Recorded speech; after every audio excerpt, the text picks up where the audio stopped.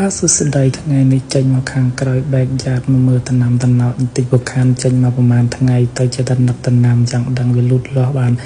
ប៉ុណ្ណាអីប៉ុណ្ណីអីអញ្ចឹងណាឥឡូវនេះមកមើលឃើញដើមពពីមានផ្កាអីហើយកន្លៅទៅមើលដើមសកាននេះនោះវាមានផ្លែមានអីនេះមានអាក្រហមងាំងមួយនេះមិញនេះ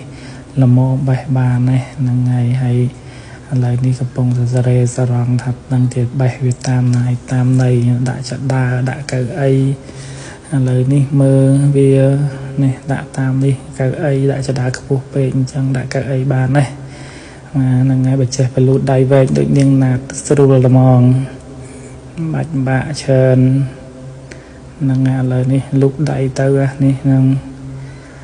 ដឹងបេះល្មិចអីល្មាកត្រៃកាត់ក្បិតអីកាត់មូលយកត្មងទៅ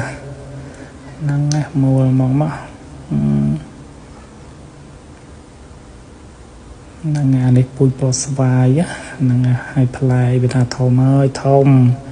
កណ្ដាប់ដៃនេះឯងធំណាស់នេះបេះបានស្រាច់ពូជពោស្វាយនេះផ្អែមស្រួយក្លិនក្រអូបទៀតហ្នឹងហើយ